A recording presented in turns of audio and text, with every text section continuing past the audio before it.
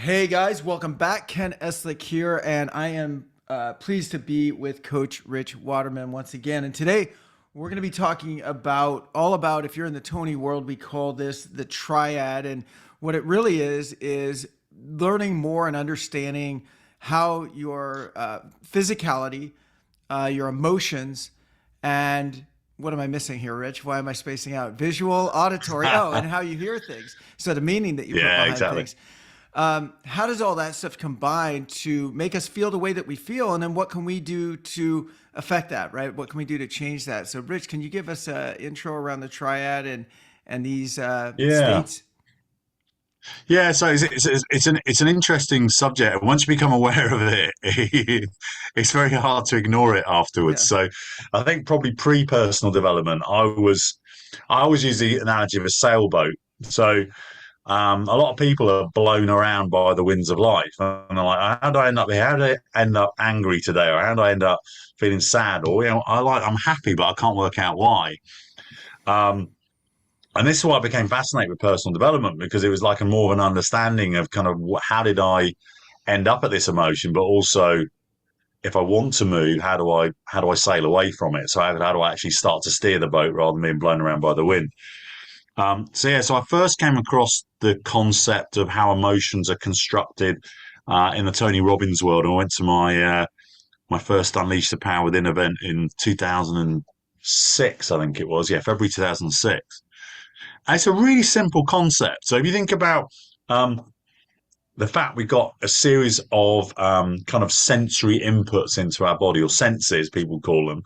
So, like, obviously got a visual one where we see stuff, and we'll talk about that in a second. We've got auditory or hearing stuff. Um, we've got kind of kinesthetic, which is a kind of the posh coaching or neurolinguistic programming word for touch and feel. So Mm-hmm. that's three senses, or physicality, how we're using our body, how we're using our breathing. That all comes under that as well. There are other senses as well, of course, which aren't talked about as much in the coaching world, which are like, taste, for example, gustatory, people would call that, and smell, olfactory. Because sometimes a smell of something can trigger off a memory or an emotion very quickly, or tasting a favorite food can make you feel a certain way. But what I learned about the Tony world with the triad, and it's like the kind of equivalent in the NLP world or neuro linguistic programming world, is we call it VAK, VAC, so video, visual, auditory, kinesthetic. I think maybe Tony's language around the triad is maybe a bit more kind of everyday language, so probably a bit Mm-hmm. easier to track. Mm-hmm. We always talk about physiology first. So it's like, Mm-hmm. you know what I'm putting into my body or how I'm using my body is going to impact the emotion that I feel. So if Right. I'm kind of closed down and, looking down and everything's kind of inward, it's very unlikely I'm going to feel an emotion that we would label as positive. Although we're going to Right. talk about that a bit later on, probably. Right. Um, Sad people, lonely people, depressed people will generally have quite a closed down body. Yeah. Head And down, slower yeah, breathing, right? Shoulders slumped. So you guys can all relate to this because yeah, if right now someone says perk up, you're going to sit up, right? Shoulders yeah, back, breathing picks up. And so, uh, it, exactly. yeah, it's really interesting. I know I'm interrupting a little bit, but I was just curious and I Yeah, didn't want to get too far past it. yeah. When you first went to that first seminar in 2008, did you, it is such a simple concept, but I saw you kind of smiling as you were talking about it in a way that like, it was kind of a wake up that we actually have control over this stuff, right? I mean, at least that's how I felt. Like I was like, Yeah. "Oh, holy shit, like I get to decide, like I get to have some influence over this." I kind of thought Yeah. that we just kind of hung out and waited for life conditions to tell us how we should feel, you know what I mean? Yeah, exactly. Yeah, and I think there's an interesting one when people have an awakening like that, then often what comes along with it is regret, which is, gosh, I wish I'd learned this, 20 years earlier. Sure. Um, so a certain amount of compassion for, okay, do you know what? I am where I am. I've now learned something new, and like, let me try and use that as often as I can in my future life. And I'm a human being. I'm a coach. I'm a speaker.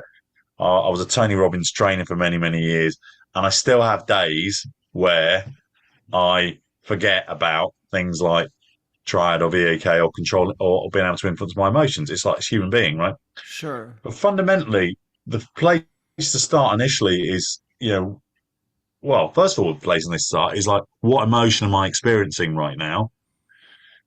Looking for probably were there clues? Was there a trail that led to that emotion? Because then there's some clues. Like if this emotion that's making me feel really really good, there's a whole load of clues leading up to that, which I should probably repeat as often as I possibly can. Because Sure. feelings like joy and happiness and excitement or whatever it is, that's the body telling you, hey, in my opinion, this is good stuff for you. You should do more of it.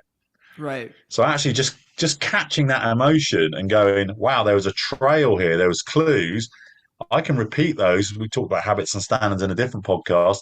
I can repeat those on a regular basis. I'm going to be doing stuff or feeling stuff that's I think is good for me. Right.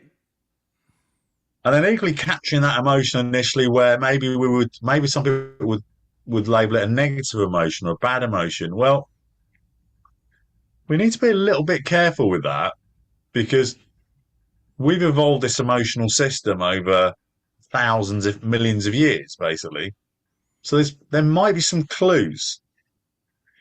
So we don't like feeling depression or loneliness or sadness or feeling detached or angry or whatever it might be, frustrated. We evolved those emotions.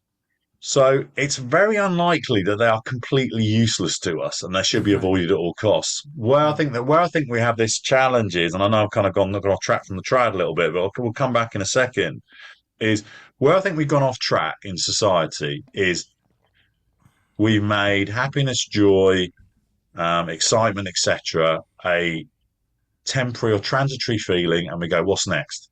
Oh, that was good. I enjoyed that. What's Mm. next? No, That's such a good point. sit in it, dwell in it, bask in it, bathe in it, wallow in it, because it's the body going, "Yeah, this is great. You're on track." Okay, just sit in that, learn, Let's and I equally, yeah, like go. you said, I know we're on a tangent, but I like the tangent, so let's stay here for a minute. Do you think that's because I know that in recovery, for example, I remember I finally Yeah, found this level of almost like bliss, right? It was really like kind of blissed out, like every day, just feeling really good. Everything was aligned. Everything's like working really yeah, well. And I remember I went to a meeting and I was questioning it, right? Like my brain was like, it's too good to be true. The other shoe's yeah, gonna drop. It's like, it's almost like you've hit, 25 green lights in a row. Something's got to come up red here pretty soon. And yeah, it yeah, was kind yeah, of funny because the counselor he gave me some good advice, even though it was kind of tongue in cheek, but it actually set in. And he said, "Hey man, when you're riding the pink pony, just ride it." And I was like, yeah, yeah, kind of like that, like just enjoy it, like just enjoy while you're yeah, there. But it's kind of funny. Why do you think we do that? Is it because I guess now knowing what I know, it's because our brains are, I guess, not really engineered to keep us happy, right? They're sort of engineered to protect us, and so yeah, isn't that like the brain's natural mechanism of going, wait a minute, there might be yeah, danger ahead. This is a little too good. yeah, I'm a little out of the thermostat zone, right? Like is yeah. that what that is? Yeah, I think you absolutely nailed it there, which is like we obviously got that limbic brain, that survival brain looking for threat. And it's like, okay, you don't get too complacent Mm-hmm. because then you might be more open to a danger or a threat. And do you know what? There's an element of that. If I was coaching an elite sports team or person and they stay so much in bliss and happiness from, say, a win, Mm-hmm. well, do you know what? That win might have been from a bad mistake by the opposition player or team Mm-hmm. that caused that win. So then you're not really learning from everything else that's going on. So Mm-hmm. there is some validity to it, but I think generally I would say to anyone listening to this, really take more time riding that pink pony and just enjoying the process. And so if I loop that back now just for this piece to the kind of triad piece we're talking about was like, okay, well, take note of what does happiness, joy, excitement, bliss, how does that show up in your body Mm-hmm. physiologically? So Tony Mm-hmm. would call it physiology first. Like, okay, how are you breathing? How are you sitting? what are you putting into your body? What are you drinking? What have you been eating? What are Mm-hmm. your surroundings like? What sort of clothes you're wearing? What's your environment like? Mm-hmm. It's all physiology. So one of the important things that I kind of, so from doing Tony course initially, I got really interested in kind of what was his journey into creating these tools, because obviously Tony's put his interpretation on existing tools in NLP and coaching, but also created new ones as well. I thought, what's behind all this? And so from a if you start to study NLP, new linguistic programming, a little bit more, you become aware of the fact that a lot of these senses, we've also got an internal and external representation of it. So that physiology, yeah, okay, well, what is happening externally in my environment? What temperature's going on? Yeah, are my clothes comfortable? Where am I sitting? But then internally, kind of where is there tension in my body? What's happening in the breathing inside of my body? So you start to look at things in a slightly different way. And I think my recommendation would be, when you've had, look, enjoy those feelings. The body is saying, this is good for you, keep going, this is great. Mm-hmm. And I think it's really important just to be present through that, and just be. I love your metaphor. Yeah. Be riding the pink pony. Just Yeah. be there with it. Afterwards, then you can start to look at it a bit more and go in, okay, well, three elements to the triad is, what was my physiology like? Kind of what was I doing in my body? What was in my body? How was I, all that stuff? And then Tony will then talk about focus. What was I focusing on? So that would relate in NLP terms to visual. Like, okay, what am I concentrating on? What am I seeing? What visual inputs have I got? Maybe, it's the faces of loved ones, Right. or a favorite sport that I'm watching, or being out in nature. But then the internal thing is, okay, well, maybe I was making some pictures in my head as well. Are there some thoughts that are forming a picture for me that I find pleasant? Um, so Tony would call that focus. The NLPers would call that visual, and then the final one is language, and that, again, so that can be external sounds, that can be people saying things to you, that can be you saying something out loud and then it looping back inside your head, or it can be an internal language. Internal language is a fascinating part of human existence. Mm-hmm. In NLP terms, we call that the auditory bit. So that's the whole. So now we got physiology going on. We got the visual or focus bit going on. We got the language or the auditory bit going on. Those three things, Tony calls it the triad. We call it VAK in NLP circles. We've got a recipe now that you may not have been aware of for why you're feeling happy, joyful, excited, optimistic, whatever. Now that's replicable. Yeah, and So now, what's funny about it, Rich, is like the recipe already exists in us, right? Like we've already yes, done it. We've already done it. We don't know how to call it yet, usually, right? Unless we've had this training. So we know, like if I went to someone right now and said, "Hey, in 3 days, you're gonna have a business presentation that's gonna dramatically change the course of your business and can be awesome. So do what you can right now to get ready for that presentation." And what would someone do? Well, they would know what to do, right? They'd go out and they say, I'm going to hydrate. I'm going to get lots of sleep. I'm going to prep. yeah, I'm going to, I'm going to, think forward thoughts. A lot of this, they're going to know to do it, right? They're going to know it yeah, and so why can't we do that more on a consistent or daily basis? And I think a lot of it is just the awareness of it, and I think for me, one of the challenges I had was that focus, and then the focus going towards the last part, which to me is, yeah, I call the last part meaning a lot. Like what yeah, am I yeah, yeah, focusing on? And then what does it all mean? And so yeah, I was really hard driven. I could get myself into the physical part of this triad, right?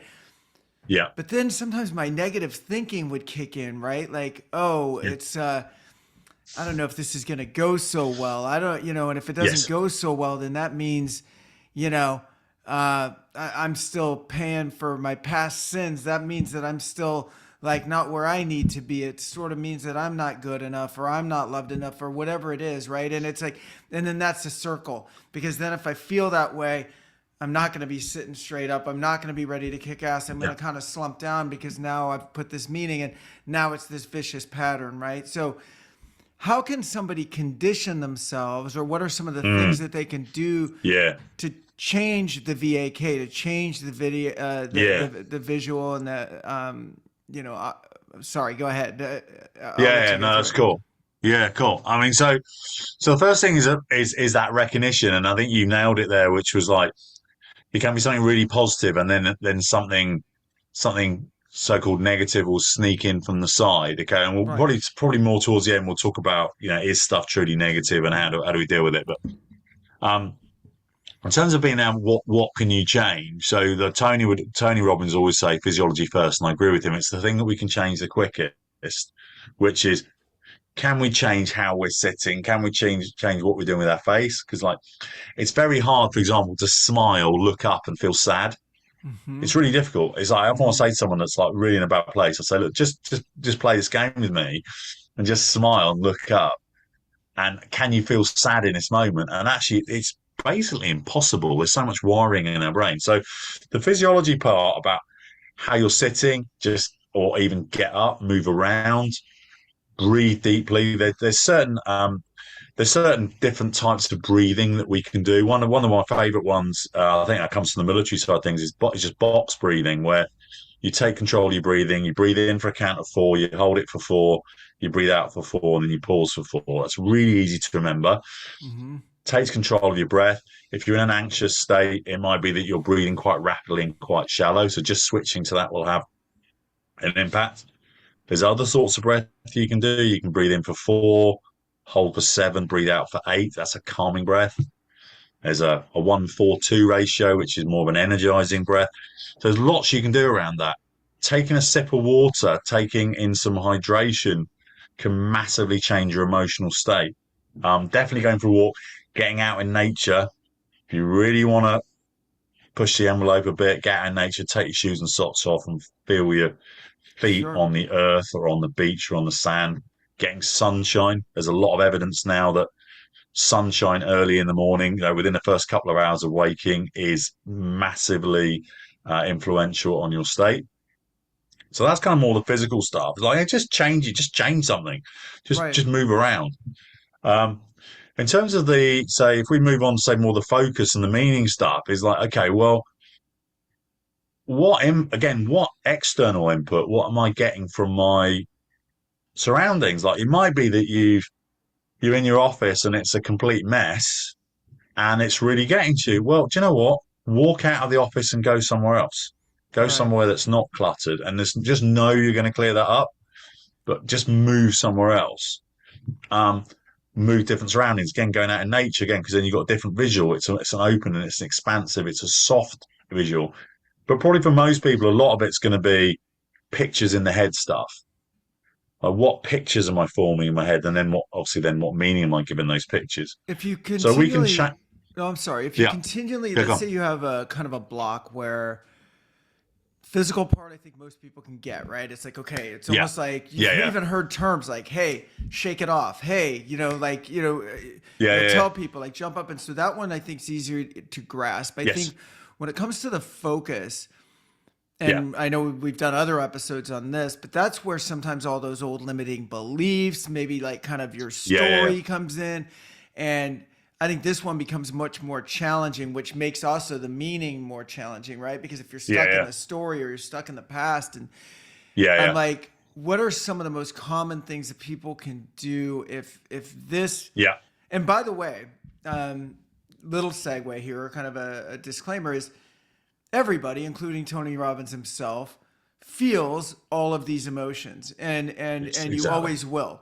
The Yeah, difference, I guess, or what we would hope you would get out of an episode like this is, do you need to live there, or do you have some control over recognizing what's going on in your mind and changing it? And can you be kind of the master of your emotions? And you yeah, absolutely can. And so I think the difference yeah, between people that have been through this and yeah, understand it is we don't, we try not to stay there, right? It's an yeah, ever going thing. But anyway, for me, I think the hardest part, Rich, was you've probably heard me say before, I had this ongoing story about money and my ability to earn it, but my Yeah, inability to keep it. And I had these like yeah, big financial wounds over that, over mm, selling a business, and that should have been a life changing experience, but I didn't really manage it all that well, and yeah, so all the reinforced old stories yeah, come back in, and so yeah, what I found would happen is I could change my physical state around finance, for example, and yes, then the old story would come back in, and it took me a yeah, lot of different.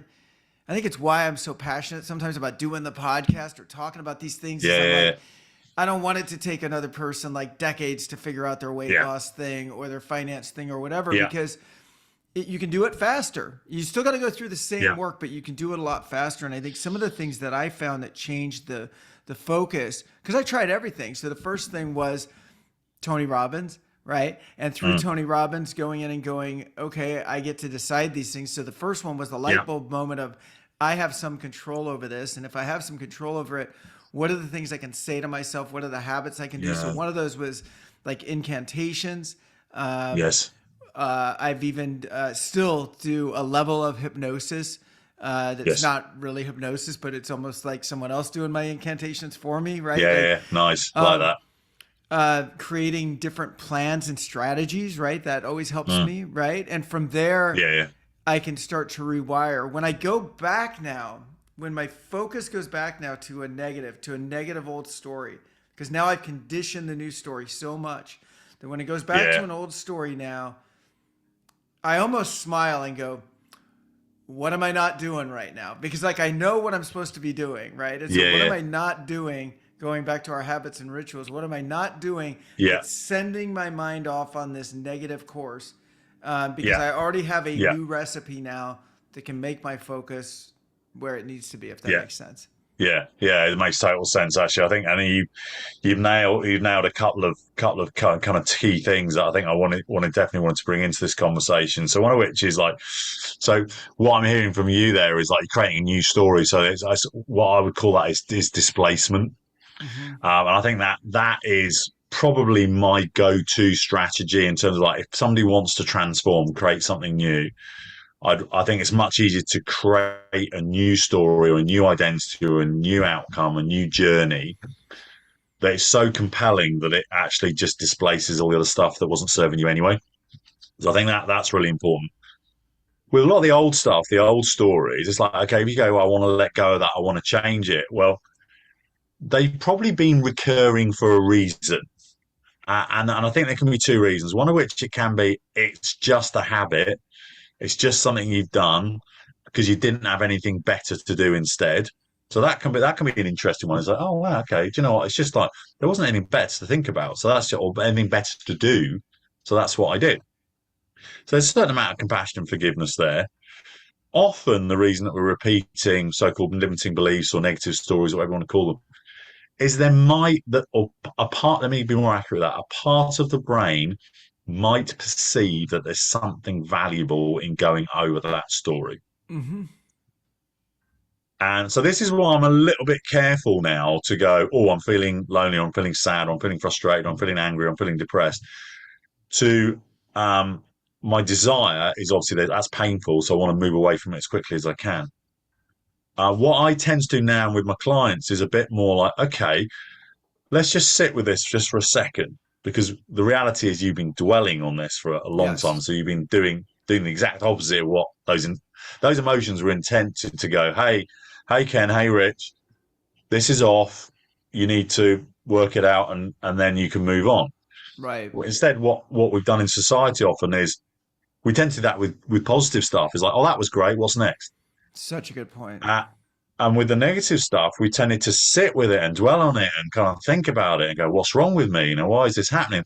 Well, do you know what? Let's just let it land so we can deal with it and go, okay, is this just an old habit and I just need to create a better one? And often that is true. Or is it just an old story? I just need to retire it.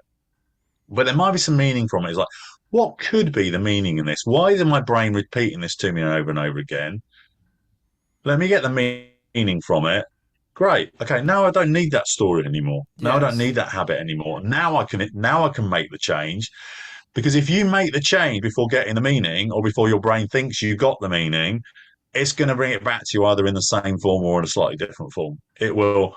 There's a great quote from a guy called Peter Crone. I'm sure we'll talk about more in another podcast. Peter Crone says that life will present you with people and circumstances to reveal where you're not free.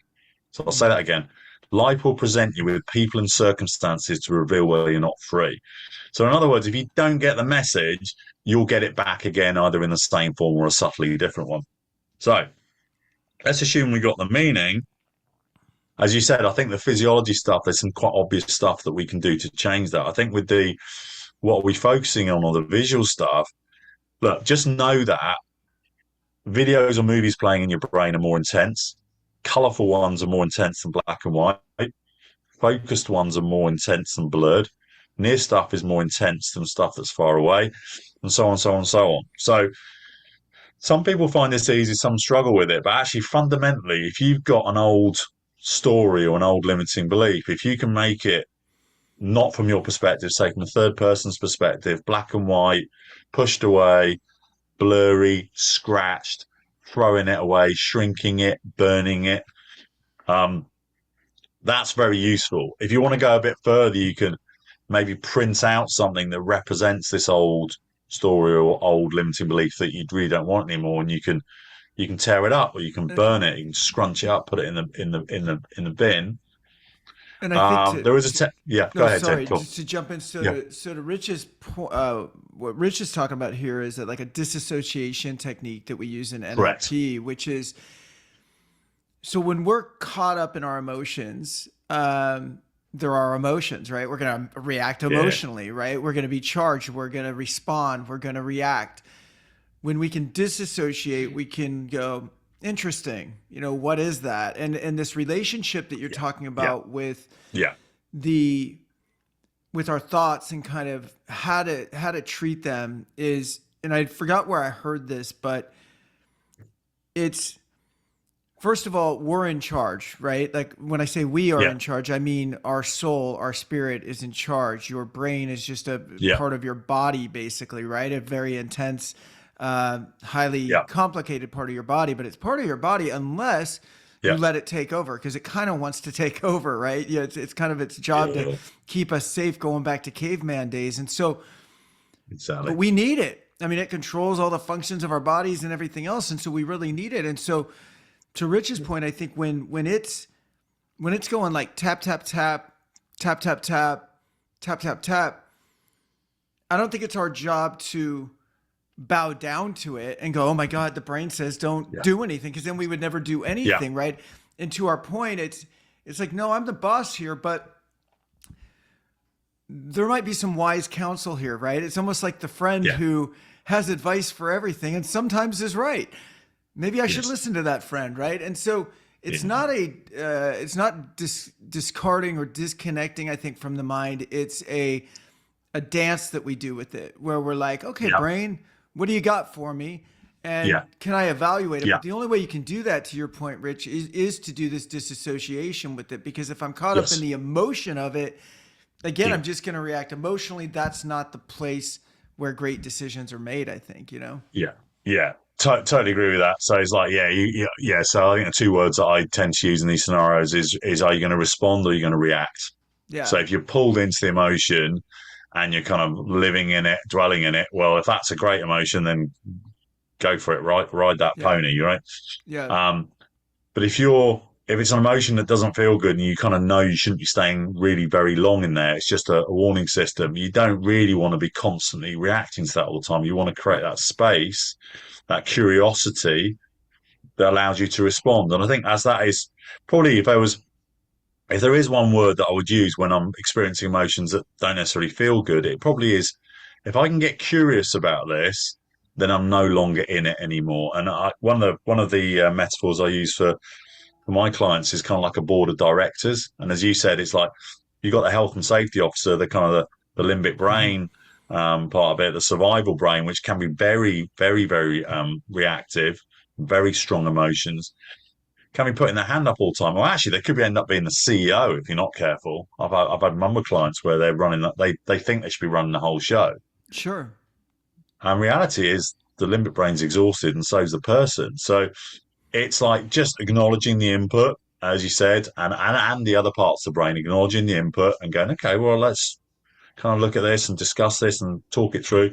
A book, Steve Peters wrote a book called The Chimp Paradox, which kind of encouraged me to think along this way of kind of just kind of interviewing or assessing the input from various parts of the brain and then coming to a decision because there's space then.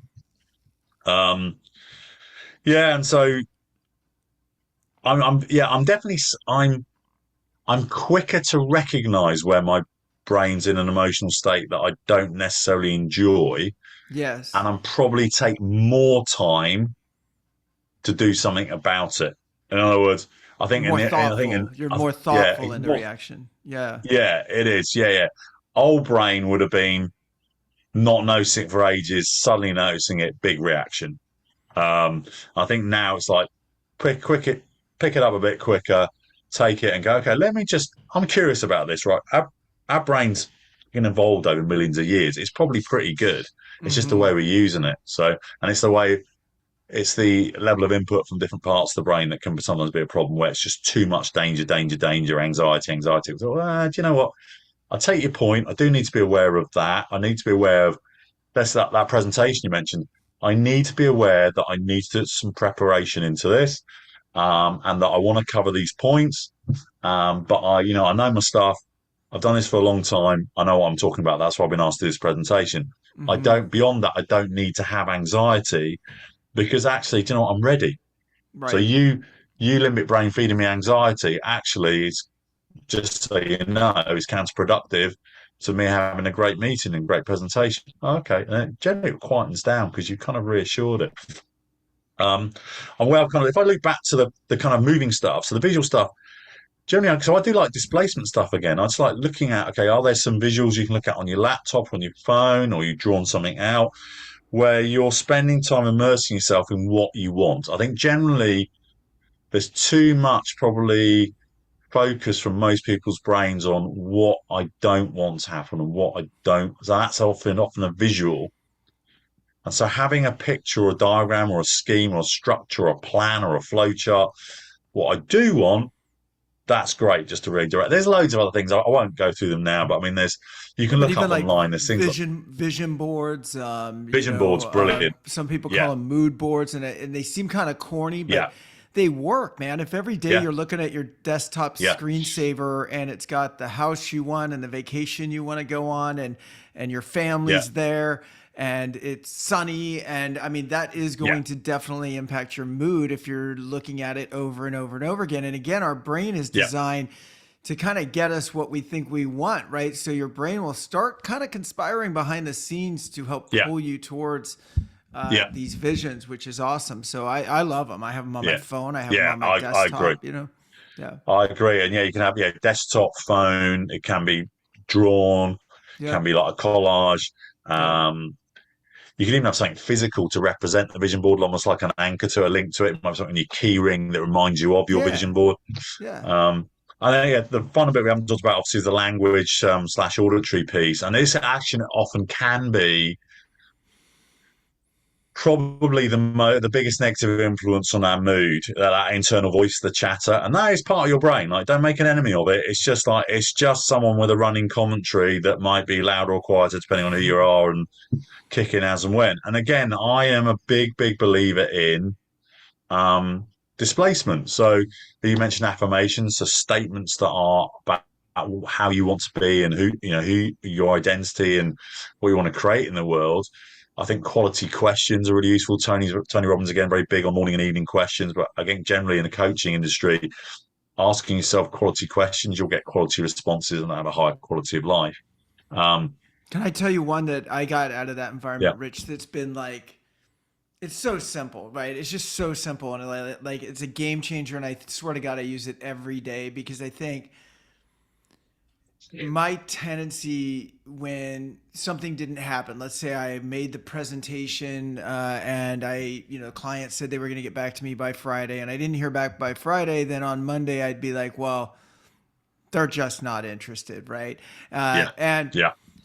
the very simple question was just, what else could this mean, right? And it's such a simple but like powerful question, right? Somebody's 5 minutes late for your meeting, and Yeah. maybe our minds immediately go to, they don't respect my time, but what else could it mean? Like, what else is going on in their life, right? And just constantly, again, that's that respond versus react. The reaction is, I'm Yeah. pissed at you because you're late. The Exactly. respond is, what else could this mean? There could be 100 Yeah. reasons why you're late, Yeah. and why am I focusing on the one that makes me the most emotionally upset? Yeah, yeah, I love that. I think questions are so powerful. I think the meaning question is a great one. I use a lot around love. So like, who do I love? Who loves me? What am I gonna love doing today? Who am I gonna love being today? So often that brings me back to the present. And I think if you then do start to get some stuff feeding in, you think, oh, again, it's that awareness, it's that noticing there's stuff coming in that's maybe not as helpful or doesn't feel helpful or feels painful. I always start with curiosity, and it's like, okay, well, what my brain really trying to tell me? Is it trying to warn me of something, or is there any meaning behind this? Is it anything useful? If it then kind of hangs around, then and it's just old stuff, and it's just again this sort of debris that I talk about.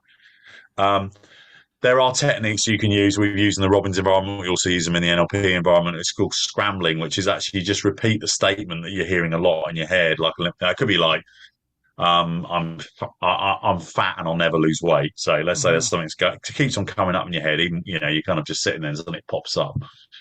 Um, One of these things with the scrambling is just to mess with it. So, I'm fat and I'll never lose weight. And then you try and work out how to say it backwards. Weight, never lose. I can't even do it myself, right? Or you put some piggy snorts in the middle of it, like Yeah. I'm fat and I never move, and You're stick your pretty good finger at up your that. nose and spin it around. And so, yeah, I'm pretty. Yeah, it's like I've done it a few times over the years. You squat like a chicken. Just mess with it, right? Saying the silly voice, squeaky voice. Because sometimes, like with the pictures we make in our head, and like with sometimes, some of the feelings that we got, the language it's just outdated. We're running like an old, Windows 98 version of software, and Exactly. we just need to clean it out. So that's where I think a lot of the more traditional, um, personal development techniques, Tony Robbins, NLP, I think can be very useful just to clean out the debris. But actually, I think more what you're alluding to, which is this curiosity, this responsive rather than reactive approach, is generally, I think, how I would advise people to deal with emotions. It's like, don't make Mm-hmm. anything right or wrong. Mm-hmm. If it's right, get curious about what led to that. Do more of it. Find out ways to put that into your habits and your standards more and your rituals. If it feels wrong, don't make it necessarily wrong. Just sit with it, let it land, look for the meaning, and then you go, okay, right, now I can move on. I can create something. Because I think we're going to talk about this in a different podcast a bit more, but fundamentally, the past is factual events plus meaning. So we can always change the meaning. So we can always change our past. Our past is never the same. We've always got a choice to change it. But that can leak in. The present is a present. I would encourage people to live more in that. We'll talk about that in another podcast, I'm sure. The future is made up. The future is completely and utterly made up. Sure. Sure. It's just that people are projecting the past forward. So, like, okay, just notice how much of not being present feeds into your emotional state, and actually just being present will generally improve it. Well, you know what's But yeah, what I've noticed the last, especially couple of years, Rich, and I would define the last couple of years for me, 3 years or so, as mm, probably the by far the most evolved I have felt emotionally, right? Like just really felt on target, and it's mm, pushed other areas of my life forward. And I think during that time frame, I've gotten to this point now where when when I've attached meaning to something and yes, it stays with me for an undue period of time. So again, like it's yes, okay to feel bad. It's okay to feel grief. It's okay to feel remorse. We all have those emotions. What we're really talking about here is do you need to live there, or are there Yeah. tools that you can use to kind of work your way through it? The other thing is you Yeah. should probably listen to some of those emotions, right? If you're feeling them. And so for Yeah. me now, what it's really come down to, Rich, whenever something's taken up mindset for me, or mind space, excuse me, for Mm. a Mm. longer than acceptable period of time. So let's say I have an argument Yeah. with you, and which would never happen because I love Rich. But let's say I had, let's say I have an argument with Rich, hypothetically, Yeah. and and I'm really feeling self-righteous about the argument. Like Rich was Yes. wrong and I'm Yeah. right.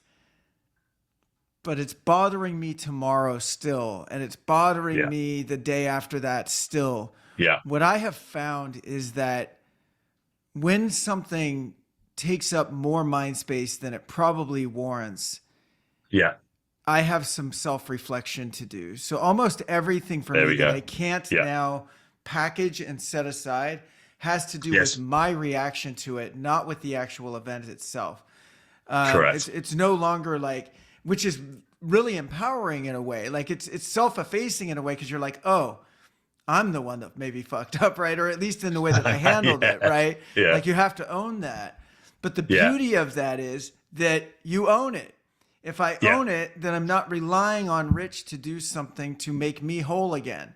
It's simply Mm. like, Mm. oh, Mm. Rich acted a certain way. That's up to Rich to deal with his own behavior. I don't know if he's right or wrong in our Yeah. hypothetical Yeah. Yeah. argument here, but I know what Exactly. I did, and if I act in a manner that's consistent with my values, consistent with how I want to show up in the world, Yeah. then generally I don't need to live in that emotion any longer. I can sort of pack it up and Yeah. move on. Love that. Yeah. I love that. Yeah. I would. There's a lovely phrase which is, what I resist persists. Oh yeah, And so there's a great, yeah, something's showing up on a regular basis or more than you think. Well, that's weird. That's come up again because I thought it was done. Yeah, you're absolutely right. There's something to learn. There always is, and just know that that's the journey of life, right? We're never done. That's the totally. that's the fun bit, right? It's open ended. So yeah, Totally, and I'll end with one great that stuff. Yeah, I love. One of my favorite quotes is expectations are pre-planned resentments, right? And so well, nice. that's always just sat with me, where it's like, if I'm expecting Rich to act a certain way, not knowing at all what's going Yes, on in his life, maybe he's going through a divorce, maybe something's going on with his kids, maybe who knows? I yeah, don't know what's going on with Rich, but I'm relying on some level for my happiness to be dictated by Rich's response, which I have no control yeah, over. That is just a recipe for me to resent you or the situation or whatever it is later. And so exactly. I think to the better Yeah, degree we control ourselves, our own emotions, live in this triad and VAK. And that's awesome, Rich. Thanks so much as always, brother. yeah. And Thank you. yeah, I appreciate you. Everybody, if you could do me a favor, make sure to rate us on iTunes, Spotify, or wherever you're at. We would love that, and catch a new episode here next Tuesday on the Leaders Lab. Thanks, guys.